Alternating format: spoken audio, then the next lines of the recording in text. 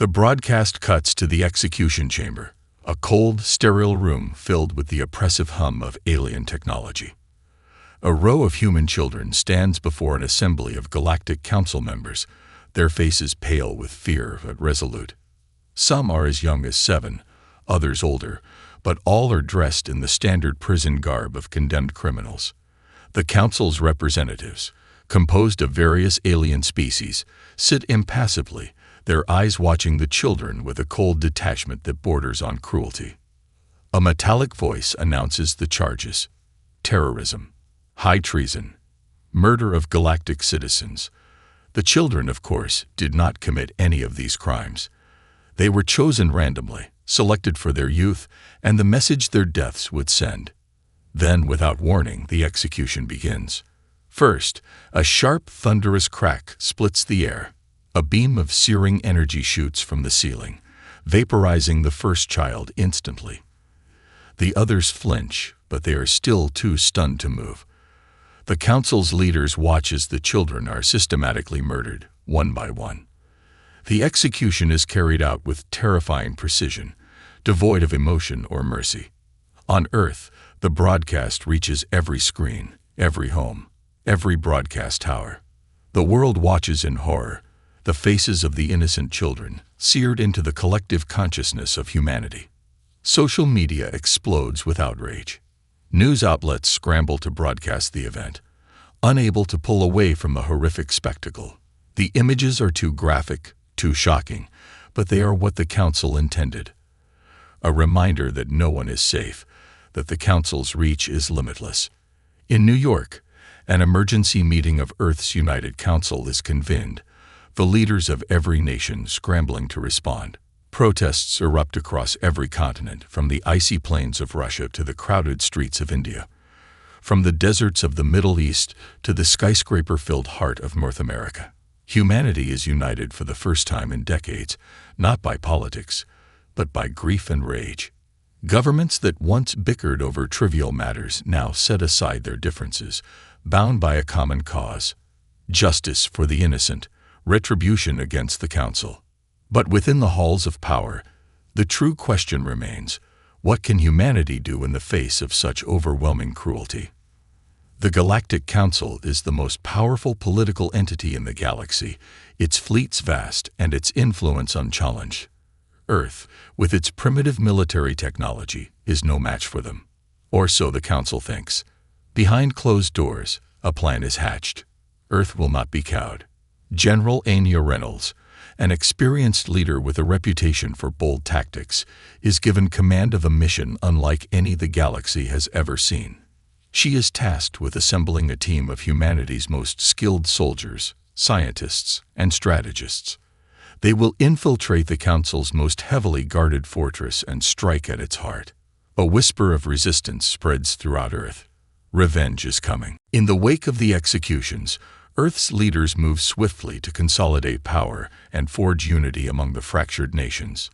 The planet is in shock, but also brimming with an intense, unrelenting resolve. The world's media, once divided in their coverage of the Council's decision, now broadcasts only one message: justice, no matter the cost. Earth's streets are filled with protests, chants of "never forget, never forgive," reverberating across cities. At the heart of Earth's political sphere, a hastily organized summit takes place. Representatives from every nation, once separated by long-standing divisions, now sit together in a tense, silent room. There is no room for disagreement. There is no time for diplomacy as usual. The massacre of the children has galvanized the entire human race. General Anya Reynolds, a seasoned leader known for her calm in the face of catastrophe, stands at the head of the meeting. Her sharp eyes scan the room, noting the gravity in the faces of the representatives, each haunted by the same question: how can they respond to the unimaginable? The Galactic Council is a force unlike any we've ever faced, Reynolds says, her voice steady, but carrying an undeniable edge. Their fleets, their technology, their reach, it's all far beyond what we've prepared for. But what they don't understand is this: humanity will not bow.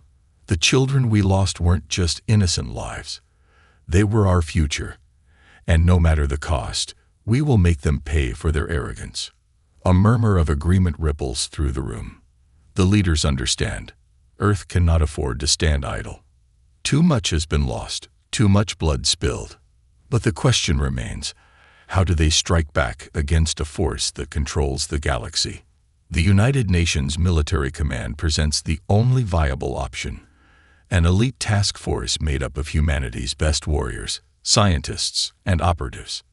Their mission: infiltrate the Galactic Council's heart, the planet Riken, and bring down its ruling power once and for all. The task force will consist of Earth's best and brightest: General Reynolds, Captain Elias Blaze Drake, a decorated soldier with unparalleled combat experience; Dr. Sophia Klein, an inventive scientist who has developed humanity's most advanced technology, and an array of other specialists, each chosen for their unique skills. As the plan takes shape, the team is assembled in secret, far from prying eyes. They are given only one directive: failure is not an option. The mission is clear: find a way to breach the seemingly impenetrable defenses of Riken, expose the Council's corruption, and exact retribution for the children's deaths. But as they prepare, they know this mission will not be without sacrifice. The stakes could not be higher. Captain Drake, standing at the ready, looks at the team assembled before him. His eyes burn with unspoken fury, his thoughts fixed on the faces of the innocent children whose deaths will not be forgotten. "We're not just fighting for revenge," he says, his voice low and fierce. "We're fighting to show the galaxy that humanity will never be broken. We're fighting for every life they took." The mission begins. Earth's first step toward retribution is a bold one, and it will set the stage for a war that will change the galaxy forever. The team's journey begins in the shadow of Earth's most advanced military base, hidden deep within the mountains of a remote continent. There, General Anya Reynolds conducts the final briefing before departure. The elite squad, referred to as Task Force Reaper, has been selected for one purpose: to infiltrate the heart of the Galactic Council and deliver a blow that will be felt across the galaxy. General Reynolds stands before her team, each one chosen not just for their combat skills, but for their ability to think on their feet in the face of insurmountable odds. They are Earth's best, a group of individuals who have trained for this moment their entire lives. The fate of the galaxy, and the memory of the children lost, rests on their shoulders. Captain Elias Blaze Drake is the first to speak. His dark eyes glint with the resolve of a man who has fought through unimaginable horrors before. His reputation as a tactician is well known, and his nickname, Blaze, was earned after surviving and leading his squad through a devastating ambush years earlier. He meets Reynolds' gaze, his voice low but resolute. "We've got one shot at this, and we can't afford to fail. The Council's stronghold is more fortified than any fortress we've ever seen, but it's not invincible." He clenches his fists, the memory of the executions still fresh in his mind. "We'll find a way in. We always do." Dr. Sophia Klein, the team's brilliant scientist, steps forward, holding a tablet displaying the mission's schematics. Her hair is pulled back tightly, her fingers tapping rapidly on the screen as she analyzes the data. The Council has encrypted every defense system with a level of security we've never seen before. We'll need to override their communication satellites and disable their anti-intruder protocols before we can even get close. "We'll do what we need to," Reynolds replies, her tone unwavering. "We breach their defenses, disable their security, and take the fight to them. We don't wait for permission." The plan is simple but perilous. The team will travel in stealth ships, untraceable to the Council's advanced radar, and approach Riken from an uncharted sector. Their first objective is to neutralize the outer defense perimeter, which consists of a fleet of automated sentry drones and laser barriers. From there, they will land on Riken and enter the Council's headquarters under the cover of night. But the closer they get, the more dangerous the mission becomes.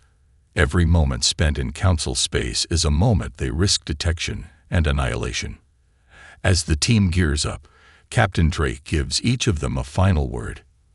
He claps a hand on the shoulder of one of the younger members, Private Aiden Cross, a hacker whose previous operations have earned him a reputation for outsmarting the most secure systems. We'll need you on point for this. You're the one who's going to get us through the gates. Cross nods nervously, but his eyes are sharp. He understands the gravity of the mission. He's not just fighting for Earth. He's fighting for those children. The stealth ships lift off, cutting through the atmosphere and into the vast, starry expanse beyond.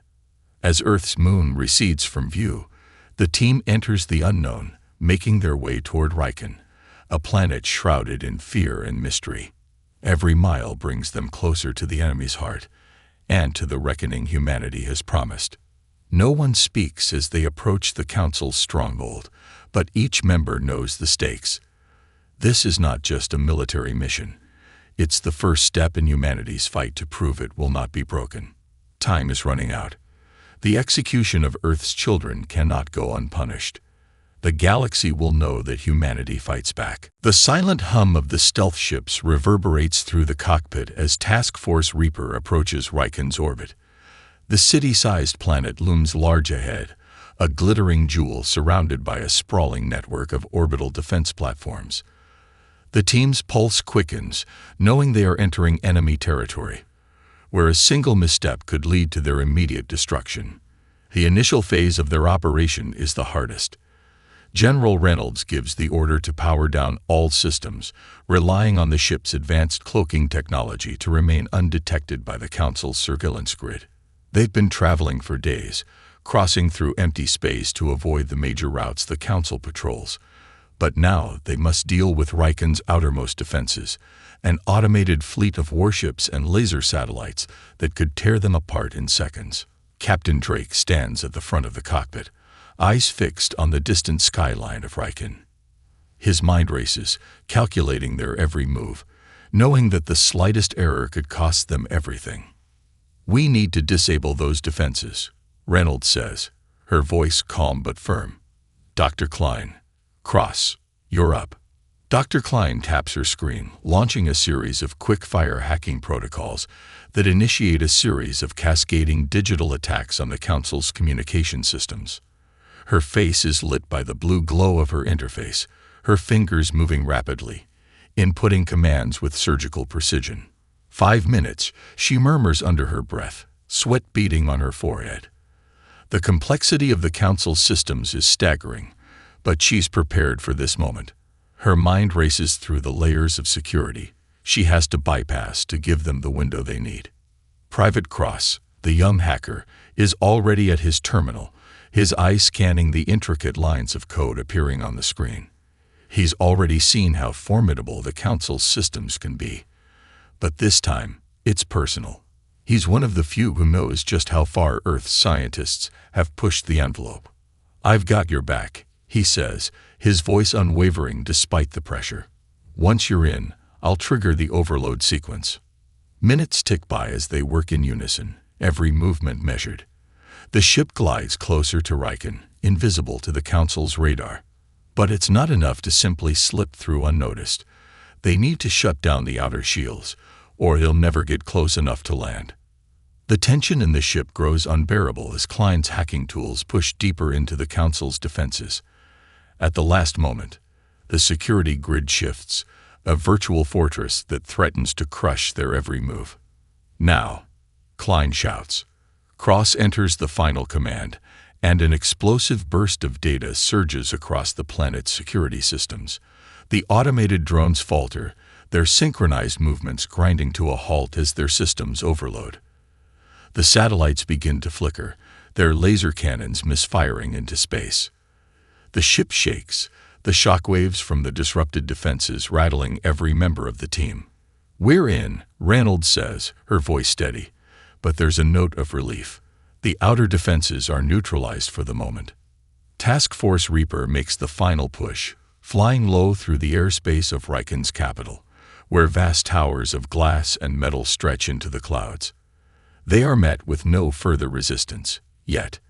The stealth ships touch down on the outskirts of the city, just outside the reach of the remaining security systems. The team disembarks swiftly, each member checking their gear one last time. Reynolds leads them forward, their first step on the hostile world of Riken, where the heart of the Galactic Council awaits. "We move quickly," Reynolds commands, her gaze scanning the skyline. There's no turning back now. As they head toward their objective, they know the real fight is just beginning. The Galactic Council may have lost its outer defenses, but the heart of its power is still waiting, and it won't be easy to destroy. But one thing is certain: humanity is no longer afraid. The reckoning has begun. Task Force Reaper moves through the shadowy streets of Riken's capital city, their boots silent on the smooth, metallic surface of the alien-made roads. The towering skyscrapers overhead loom like silent sentinels, their reflective surfaces casting cold glows across the city. Despite their success in bypassing the outer defenses, the atmosphere is heavy with tension. The team knows that this is only the first step. They've made it into enemy territory, but the heart of the Galactic Council lies ahead, well guarded and under layers of security. General Reynolds leads the way, her eyes scanning every corner, every movement. The city is eerily quiet, an unsettling silence that only serves to heighten their sense of danger. The team moves in coordinated formation, keeping to the shadows. The occasional drone hums overhead, but it's not enough to challenge their position. For now, they remain undetected. As they approach the central spire, the headquarters of the Galactic Council, Dr. Klein and Private Cross set up a temporary command center in a nearby abandoned building. They quickly begin hacking into the local communication networks to gather intel and locate the Council's inner sanctum. Dr. Klein's fingers move rapidly over her portable console, her brow furrowed in concentration. "Their security protocols are unlike anything we've seen," she murmurs, frustration creeping into her voice. "It's like they anticipate every move we'll make." Captain Drake stands by the window, his sharp eyes scanning the streets below. "We've got one shot at this," he mutters. "Once we're inside, we need to take control of their command systems. We disable their ability to respond, or it's game over." Cross, hunched over his console, taps a few final keys and grins. "Got it. I've located the Council's central command hub.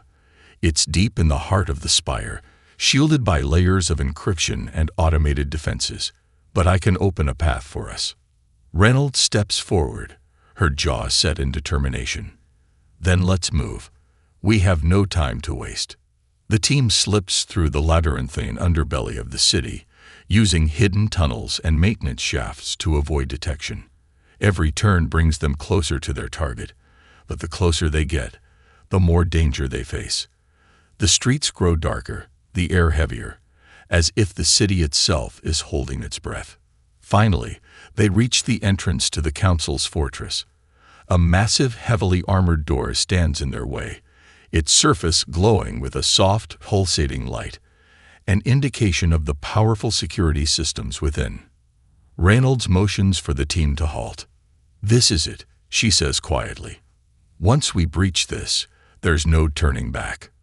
Dr. Klein approaches the door, her fingers flying over her portable device.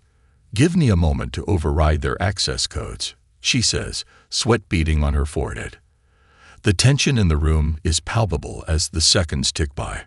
Suddenly, a soft beep sounds, and the door begins to hum. The locks disengage, and with a heavy groan, it slowly opens, revealing the vast chamber beyond, a high-tech command center that houses the heart of the Galactic Council's power. As the door opens, the truth hits them like a physical blow.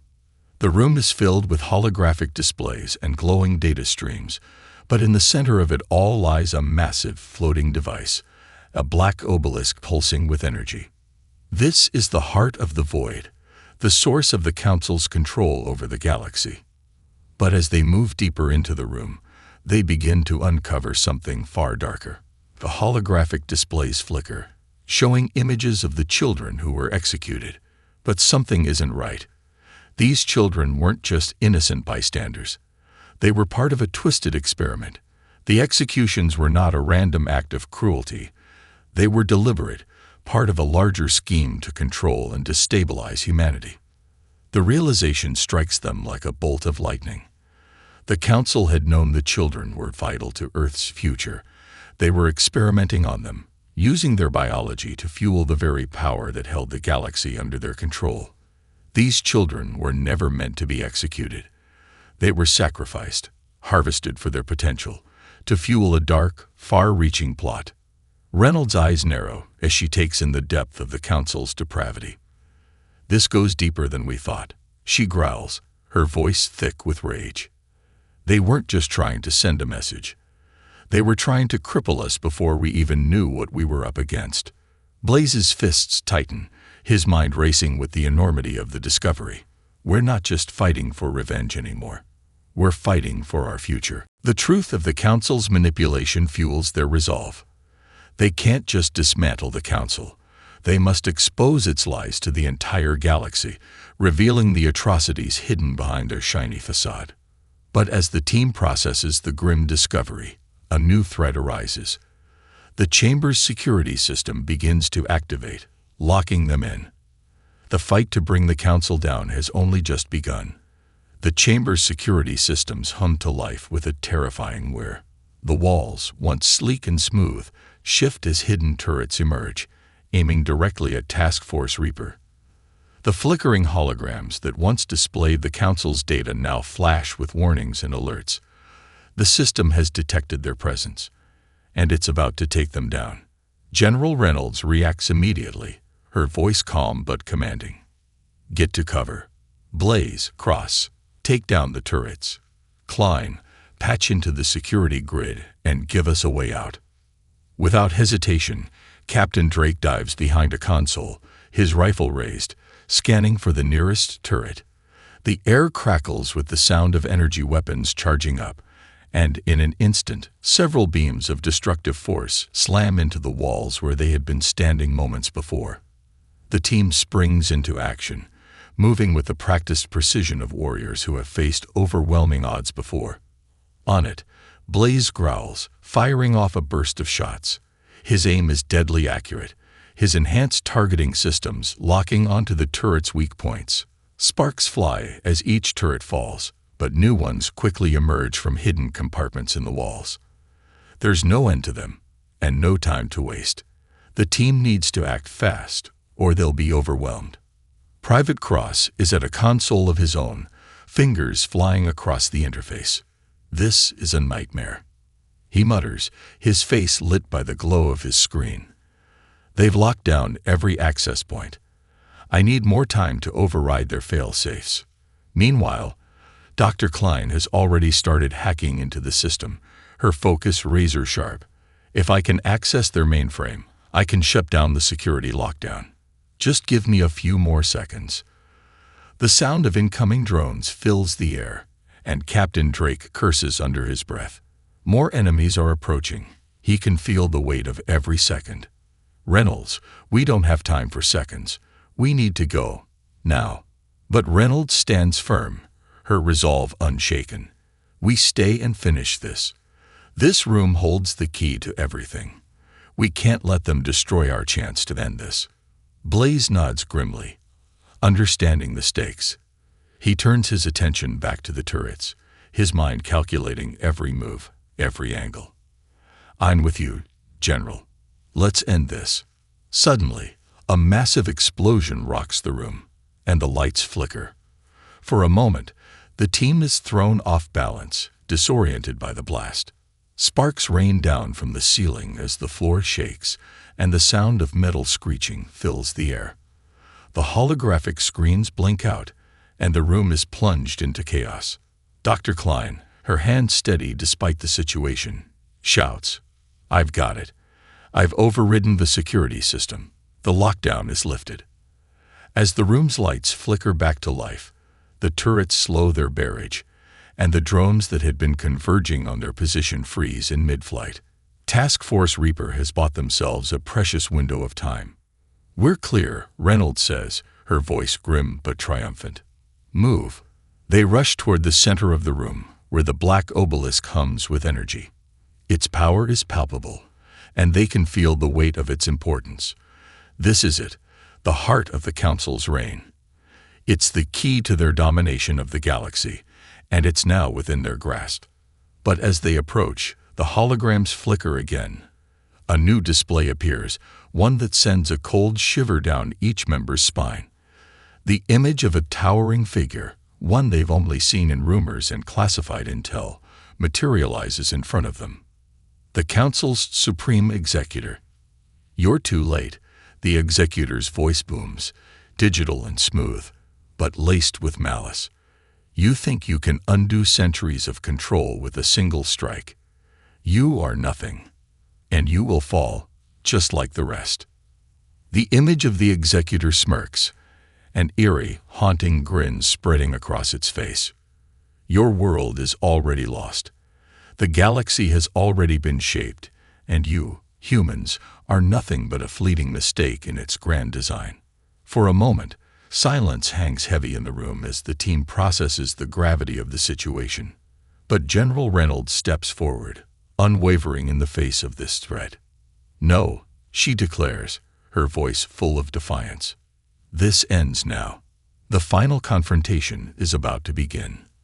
The fight for humanity's future has reached its apex, and Task Force Reaper is ready to bring down the Supreme Executor and the Council's twisted empire. It won't be easy. It will cost them everything. But they know this. Humanity will no longer be a pawn. It will rise, and it will fight back." The Supreme Executor's holographic image flickers in front of Task Force Reaper, its smug expression unshaken by the chaos unfolding in the room. The dark obelisk hums ominously, its energy pulsing with a power that threatens to crush everything in its wake. The Executor's voice, cool and calculating, reverberates through the chamber, a cruel reminder of just how high the stakes have become. "You are nothing but insects, scurrying through the galaxy with no understanding of the forces you challenge," the Executor sneers, its voice dripping with disdain. "Humanity was never meant to hold power. Your rebellion is a child's dream. And now it will be your undoing." General Reynolds steps forward, her face a mask of determination. "You underestimate us," she growls, her voice steady but full of fire. "You think you can control us, manipulate us like pawns. Not anymore. We're here to end this, once and for all." Captain Blaze Drake grits his rifle tightly, his gaze fixed on the Executor's projection. The words of their adversary have done nothing but fuel his resolve. "We've taken down your defenses, broken through your strongest walls, and now we're standing here, in your heart, and we're not leaving until your empire crumbles." The Executor's smile fades, but the digital image remains as menacing as ever. "You think your guns will save you. The Council's power flows through this planet, through this machine. You cannot defeat what you cannot understand." Reynolds shakes her head, narrowing her eyes. "We'll make you understand then." The team moves in unison, their objective clear. Blaze takes point, storming toward the obelisk, weapons raised, while Dr. Klein begins working furiously at a nearby terminal to analyze and disable the machine's systems. Private Cross, his fingers flying over his own device, starts cracking the encryption holding the Executor's control over the obelisk, his eyes sharp as he works against the clock. As the team pushes forward, the Executor's image distorts, crackling with energy, as if trying to fight back against the growing momentum of humanity's will. "You won't blast," the Executor warns, its voice trembling with the first hints of uncertainty. "The Council's forces will crush you before you reach your goal. Your fight is pointless." "Nothing is pointless," Klein retorts as she scans the obelisk's core. "Not when humanity's future is at stake." Blaze leads the charge, firing at automated drones that have begun to reassemble themselves, their red eyes glowing with deadly intent. Sparks fly as they're shot down, but more take their place. The team fights with a savage determination, knowing that time is running out. With a final, desperate lunge, Blaze reaches the obelisk. His pulse thunders in his ears as he tears through the protective barrier, setting explosive charges. As the timer begins counting down, Cross gives a final command, and the obelisk's power flickers. "This is it," Reynolds says, her voice low. "We end it now." The moment of truth has arrived. The charges detonate with a deafening roar, shaking the very foundations of the Council's fortress. The executor's image shudders, then glitches, its words falling silent as the obelisk's core collapses, sending a ripple of destruction through the building. But just as the obelisk begins to collapse, a deafening shriek fills the air. A pulse of energy surges outward, tearing through the walls, as if the entire structure of Riken is reacting to the machine's failure. The team stumbles, the shockwave nearly throwing them off their feet. The executor's hologram flickers one last time, its voice twisted with rage. "You will never win," it spits. "The galaxy is already ours." The hologram fades to black. The room shakes violently as Riken's power core begins to destabilize. The countdown is already ticking. Task Force Reaper, battered and bruised, races for the exit, the walls cracking and crumbling around them. Every second counts as the planet begins to tear itself apart. "Move, move, move," Reynolds shouts, her voice cutting through the chaos. "We're not dying here." They make it to the escape tunnel just as the building begins to collapse behind them. Explosions rip through the city, the sound of destruction echoing in every corner of the galaxy. The team's adrenaline is at its peak, their hearts pounding as they make their way to the extraction point. The mission isn't over, but the war is about to change forever. As the countdown reaches its final seconds, the team blasts off from Riken. The planet's burning remains fading into the distance. The executor's reign is over. But the cost has been heavy. They've struck a blow to the Council that will reverberate across the galaxy. But now, with the knowledge of their victory, comes the realization that the road ahead is fraught with uncertainty. They've won a battle, but the war for humanity's survival has only just begun. As Task Force Reaper's ship accelerates through the void, the distant, fiery explosion of Riken grows smaller in their rearview. The destruction they left behind echoes through the vastness of space, a symbol of defiance against the Galactic Council's tyranny. The team, battered and scarred, sits in silence, the weight of their victory settling over them like a heavy cloak. General Reynolds is the first to speak, her voice low but resolute. "We've made our mark, but we've only scratched the surface." Captain Blazedrake, his armor scorched and his face set in a grim line, leans back in his seat. "We knew it wouldn't be easy, but tearing down the Council's heart is only the beginning. They'll retaliate. They'll come for us. We're ready for that," Reynolds replies. "The galaxy knows what happened on Riken. The Council's grip is already slipping. It's not just about fighting them anymore. It's about sparking a revolution."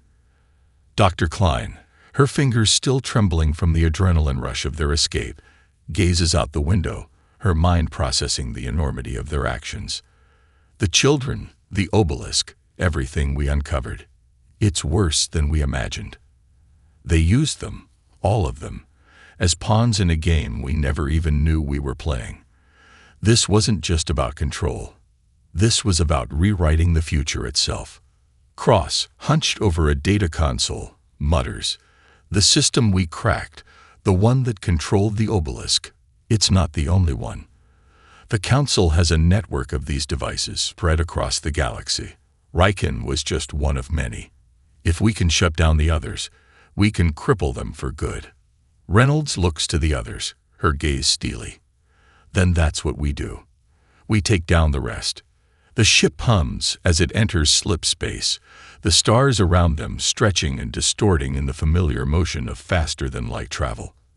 There's a moment of quiet before Captain Drake speaks again, his voice filled with a mix of exhaustion and fierce resolve. "Where do we begin?" Reynolds exhales sharply, rubbing her temples. "We take the fight to the core of their power. We expose every single lie they've built their empire on. Earth's resistance is no longer an isolated force. Now, it's a movement, a beacon. And the galaxy will follow. The weight of their mission hangs in the air like a storm cloud. They are no longer just a group of soldiers. They are the vanguard of a new era. They've torn down the first piece of the Council's empire, but the greater war is yet to be won. They know their next move could very well determine the fate of billions across the galaxy. Klein stands up from her console, moving towards the central planning table where a map of the galaxy flickers, displaying the locations of Council-controlled systems. I've been working on a plan. With Riken's fall, we can leverage the alliances we've gained to launch a series of coordinated attacks on their key installations. If we hit them fast, we can break their chain of command and disrupt their ability to organize. Then let's move, Reynolds says firmly, her voice no longer one of hesitation but of cold certainty. We hit them where it hurts, and we hit them hard. As the crew prepares for the next phase of their campaign, they know that the Council will never forget what happened on Riken. They have drawn a line in the sand, and humanity's enemies now know that they will never be the same again. The ship enters its next phase of travel, speeding toward its destination, the calm before the storm. Earth's resistance has a fighting chance, but the galaxy's heart remains in turmoil, and the cost of victory is still unknown. In the silence of deep space, the team looks to each other, ready for whatever comes next. The dawn of the rebellion has begun, and humanity, once thought insignificant, now stands at the forefront of a new age. The galaxy would never be the same.